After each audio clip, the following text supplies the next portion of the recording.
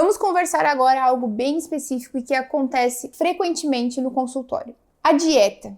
Quando você tem entendimento dessa questão da dieta para a tireoide, existe uma dieta específica. Então tem duas coisas que podem prejudicar a sua tireoide.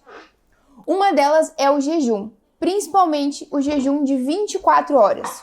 O jejum é extremamente benéfico, mas como já sabemos, não é para todo mundo. Nem tudo é para todo mundo, É para todo mundo, exatamente. Então, essa questão do jejum de 24 horas, ficar muito tempo de jejum 24 horas, ou seja, você faz jejum de 24 horas 3 vezes na semana, não às vezes por estar se cuidando, mas por realmente não tornar isso algo como prioridade, se alimentar. Deixa eu fazer um gancho rapidamente, desculpe por te interromper, que isso já pega o nosso primeiro módulo, que é aquela chamada muito linda que eu acho, por que eu não emagreço? Quando você faz as coisas da tua cabeça, dieta da moda, faz coisas que a tua vizinha fez e para você não funciona, pode ser esse simples detalhe, que é fazer o jejum para você não é adequado. E jejum de 24 horas já está relacionado a menos de 1.000 calorias, já é considerado nos estudos como se fosse menos de 1.000 calorias ingeridas. E aí vale também a dieta restrita. A dieta restrita ela é para um período. Se você quiser fazer uma dieta para você emagrecer tantos quilos para um evento, para um casamento, porque você tem essa necessidade, mas ela não pode se prolongar, principalmente por mais de 30 dias. O que acontece quando você restringe a alimentação a 500, 600 calorias? Você diminui muito esse metabolismo, tá? Através da diminuição do hormônio T3, que já foi comentado na aula passada. Esse hormônio T3, para ser produzido, ele precisa de nutrientes, como carboidrato e principalmente gorduras. Mas o mais importante, calorias que nutrem a sua tireoide. Então, muitas vezes você chega no consultório ou você mesmo acaba consumindo 500, 600 calorias por dia e fala assim, como que eu não emagreço comendo tão pouco? Você está parando literalmente o seu metabolismo. Isso chama-se mecanismo adaptativo. Porque para e pensa, o teu corpo, não se esqueça, que eu já fomentei, ele é perfeito, ele trabalha para te manter vivo. Mas só que ele acaba tendo uns bugs às vezes, buga todo. Então ele para e pensa assim, poxa vida, a Nicole, ela consumia em torno de 2.000 calorias, de uma hora para outra ela começou a consumir 500 calorias. Ele vai falar assim, cacete, vamos gerar energia, vamos pegar de onde? Vamos pegar as gorduras. Ela começa a emagrecer. Mas chega um momento que ela fala assim, caramba, essa maluca ela não vai parar nunca de comer só isso. Então o que ele faz? Ele diminui a taxa metabólica basal dele, diminui esse termostato, ele diminui todas as suas funções orgânicas para se adaptar a essas 500 calorias. E aí entra esse efeito de peso, de perda de peso adaptativa, esse metabolismo adaptativo, para que você comece a sobreviver apenas com essas 500 calorias, ele para de estocar e de queimar gorduras.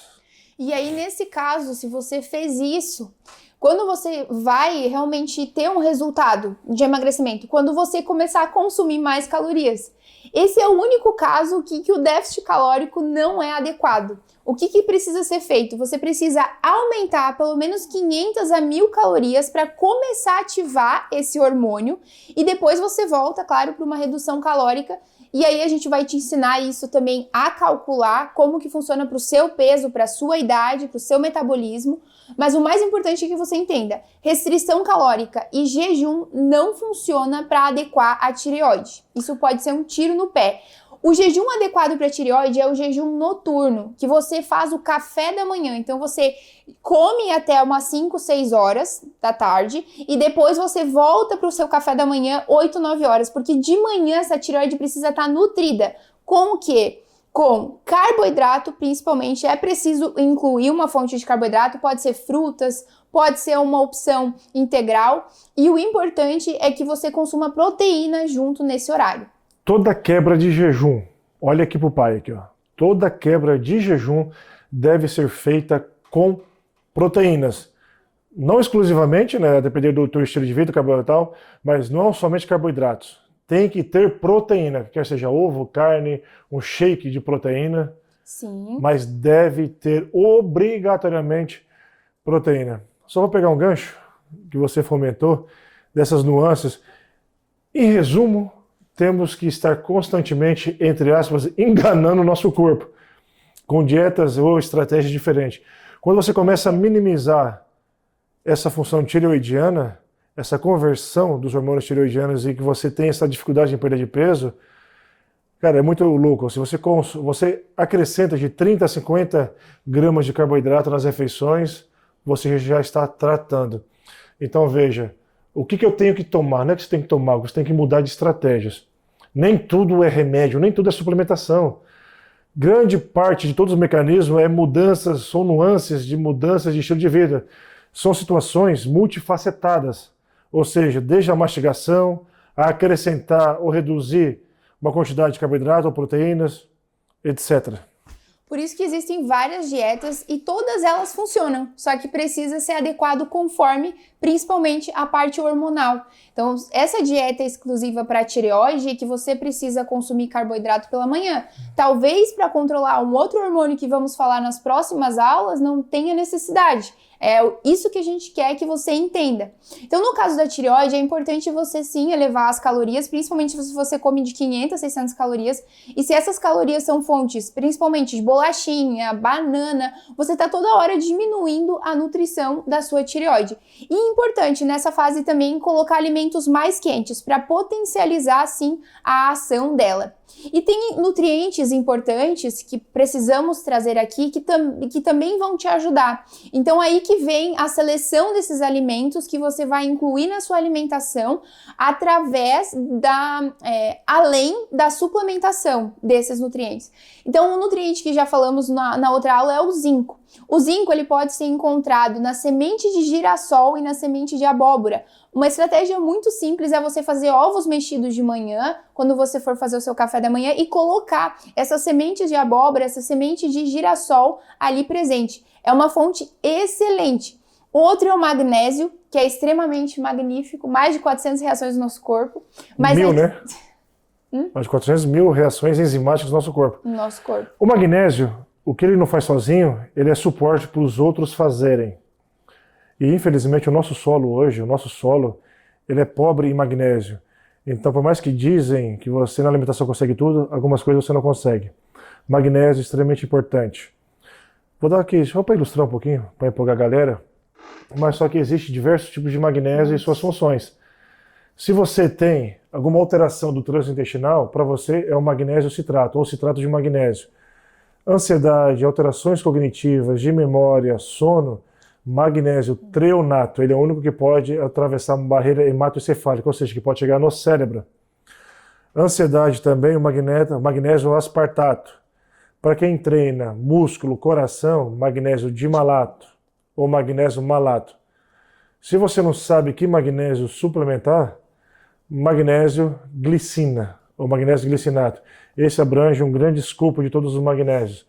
O magnésio quelato, já falei, ele quela com qualquer coisa, ele pega no teu corpo ali, mas magnésio quelato também é uma forma de suplementar o magnésio que vai otimizar toda essa cascata hormonal que ajuda a otimizar os hormônios tireoidianos. E o magnésio inositol, que também ajuda nessa função da tireoide. Então, além das fontes, realmente o nosso solo é muito pobre, então sempre é bom suplementar magnésio. Uma suplementação boa de magnésio a gente vai deixar ali disponível no material em PDF, assim como outros nutrientes. Quais alimentos são ricos em magnésio, assim, teoricamente? As oleaginosas e os vegetais verdes escuros. O ferro também é muito importante, como já mencionado na aula anterior. Fontes de ferro. Fígado. A melhor fonte que você pode ter de ferro é o fígado. Vísceras. Vísceras. É fantástico para a tua Coração, saúde. fígado, moela e principalmente a carne vermelha. A carne vermelha que também ali, no caso, tem o fígado de boi, o fígado de frango. E B12, metilcobalamina, fraquezas, parestesias, vitamina B12. E claro que não temos como colocar todos esses alimentos que são essas fontes dos nutrientes, vamos disponibilizar no material para você todos os alimentos que esses nutrientes estão presentes e que sugestões de refeições vocês podem colocar no seu dia a dia para facilitar esse tratamento da tireoide. Rapidamente, fomentamos sobre selênio, sobre zinco, ferro, achawanda, magnésio. Outra vitamina que nós consideramos como hormônio é a vitamina D, o hormônio D. A vitamina D, em laboratório, deve estar em torno de 40 a 60, no mínimo. Suplementação. Suplementação é difícil fomentar assim porque existe um risco também de intoxicação. mas de uma forma segura, em torno de 2.000 unidades dia. E sempre, se possível, faça o uso junto com vitamina K2 MK7, que eles vão pegar junto com magnésio, esse cálcio, e fixar nos teus ossos. Então, uma suplementação básica, associado também à ashwagandha e à tirosina que foi fomentada. O zinco, laboratoriamente, níveis adequados de zinco em torno de 95 a 110. O selênio, de 110 em torno a 120. Vitamina C, que eu não fomentei, mas que é interessante, também ajudando na imunidade. Mulheres que ficam com muito hematomas quando não estão muito estressadas, pode ser uma fragilidade da vitamina C. Laboratorial, em torno de 1 a 10. Consumir diário em suplementação, em torno de 250 miligramas a 500 miligramas, podendo chegar até 1 grama dia. Presta atenção, aquela vitamina C que você compra na farmácia, ela é ascorbato. Não é a melhor forma de vitamina C, o ideal é vitamina C total, ou palmitato de ascorbila. Mas o palmitato de ascorbila também já é mais caro. Vitamina C total, é excelente, certo? E o ferro, quanto que o ferro deve ficar no laboratório? De 80 a 100, né? Vamos... Ferritina, né? Tá, o ferro... Não, o ferro sim, né? Mas a ferritina... A ferritina de 80 a 100. E assim, se você tem um problema, essa parte hormonal, que tem um fluxo intenso menstrual, ou se você não come carne vermelha, aí tem que estar sempre acima mesmo, né? Tem que estar dosando com frequência. E tem que ir na causa, não só ficar tomando de 80 ferro, a 100 é ideal e perfeito, assim, mais seguro, assim, manter entre 100 a 200, certo? Então, meus queridos, fomentamos aqui neste bloco, né, a importância de observar os sinais e sintomas, subclínico, pontos importantes de estratégias alimentares, suplementação com fitoterápicos, vitaminas, níveis ideais de laboratórios. E tem alguns alimentos que temos que ter cuidado, na verdade, que tem algumas substâncias que podem prejudicar o iodo, que é o que converte ali esses hormônios. Não é que você não possa consumir esses alimentos, mas uma quantidade sempre tem que ser mínima. Então a gente tem o brometo, por exemplo. O brometo ele compete com o iodo e ele é encontrado principalmente nos pães industriais. Então tem que ter esse cuidado, intercale sua alimentação. Um dia um pão, outro dia você coloca uma fonte, por exemplo, de tapioca, outro dia coloca uma fruta, sempre tá variando, não comer todo dia pão, pão, pão. Então isso é bem importante, ele impacta bastante. O cloro também é um nutriente que vai impactar com o iodo, então tem que ter um cuidado. Aqui, principalmente piscinas, né, que contém cloro, mas é algo assim que já é comprovado, mas não é algo que você tem que evitar total, não. Você tem que ter esse cuidado, esse equilíbrio. Assim como, por exemplo, a questão da couve, do brócolis, que são os glicosinolatos, compete com o iodo? Compete. Então o ideal é você trazer 3 a 4 vezes na semana, sempre estar variando e consumir 100 gramas, não consumir tanto. Claro que ninguém vai consumir 1 quilo de couve, né? Mas geralmente os estudos trazem essas quantidades maiores que eles afetam ali. Aqui é importante pontuar, meus queridos, assim, como a Nicole falou, a do pão. Assim, preste bem atenção, a questão é a consistência, é a quantidade e recorrência. O que é de vez em quando, entendeu? Aquela variedade alimentar, quantidades, isso é interessante e necessário. Então, o que ela quis dizer é para aquela pessoa que come pão 3 vezes ao dia, 7 dias por semana. Diferente de você comer um pão 1 a 2 vezes por semana.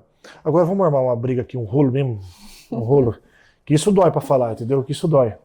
Sabe outro ponto extremamente importante, que é uma discussão gigantesca, que pode minar a sua tireoide e a formação desses hormônios, do iodo principalmente? É só você pegar a tabela periódica. Exatamente. Qual é o metalzinho ali que está logo atrás do iodo? O flúor. Aquela pasta de dente, aquele creme dental que você consome a vida toda, pode ser um dos gatilhos a você ter um hipotireoidismo. O Guilherme e o Felipe aqui, ó, quase caíram para trás. Mas meus queridos. Eu não ia nem trazer por causa disso. Não. Mas tem que ser dito. Existem cremes dentais hoje, já sem o flúor, entendeu? Que são eficazes. Eficazes. Muitas marcas já. Rapaz, na época da escola, ia os dentistas lá da rede de saúde, cara, fazer gargarejo só de flúor. Só de flúor. Ajuda na cara, ajuda, entendeu? Mas você consegue. Na verdade, assim, para começar, você tem que se preocupar com a cárie quando você não tem uma dieta, uma alimentação adequada. Se você consome muito açúcar, etc. Certeza. Se você tem uma alimentação adequada, faz a higiene bucal com creme dental, mesmo sem flúor, raspa a língua, você não terá cárie, bebês. Entendeu? Para quem é que tu visse? Nitratos também, tá? Nitratos, onde é que a gente encontra nitratos? Embutidos, salame, presunto, mortadela, salsicha. Bacon. Esses alimentos, bacon, tem que ter um cuidado extremo, porque o nitrato também compete com o iodo. Nitrato é aquele ingredientezinho colocado para que um produto natural, derivado de animais, né, como bacon, linguiças, calabresa, etc., fique lá na prateleira sem refrigeração por uma vida. E aquilo lá mantém aquilo lá vivo. É um pouco complicado também agora eu entrar muito, especificamente, numa situação que atinge esse maestro do teu corpo, que é a tireoide. Existe uma entidade chamada tireoidite de Hashimoto, ou seja, uma doença autoimune que ela impacta diretamente na sua tireoide e também, obviamente, impactando nessa função dessa glândula, que normalmente o tratamento é a reposição dos hormônios tireoidianos e o principal é você tratar o causador dessa tireoidite, que é o intestino. Leaky gut. É loucura falar isso, né? Mas o leaky gut, a inflamação intestinal, com a recorrência de alimentos inflamatórios, é um dos pilares a ocasionar a tireoidite de Hashimoto. Uma vez tendo, infelizmente, uma doença autoimune, como o Hashimoto, ela não tem cura, porém, ela consegue entrar em remissão. Certo? O que seria remissão? Ela estacionar, ela fica lá com os níveis mais baixos, dos marcadores de anti-TPO, por exemplo, fica ali baixinho e tal, mas você tem ela ali. Nesse caso, os alimentos, ainda a lista é até mais ampla, porque aqui a gente está lidando com uma inflamação ligada ao intestino. Então tem o glúten, o leite, uma alimentação inflamatória rica em açúcares e óleos vegetais, tudo que depleta o intestino. Os alimentos que são muito fermentáveis, que são os FODMAPs, os ultraprocessados e processados, todos esses alimentos são ditos inflamatórios e já é comprovado esse efeito a nível intestinal. Estamos finalizando essa aula e todos os alimentos e todos os suplementos vão estar disponíveis no nosso material em PDF e, além disso, a estratégia adequada para tratar a sua tireoide. Alguns planos alimentares através dessas estratégias e no final do módulo, não perca, vamos trazer mais algumas estratégias dietéticas que são específicas para o tratamento desses hormônios. Muito obrigado por nos acompanhar até aqui. Continue conosco, otimizando o teu conhecimento e a mudança de estilo de vida para uma vida plena e magra com a elevação da tua autoestima. Até a próxima. Até.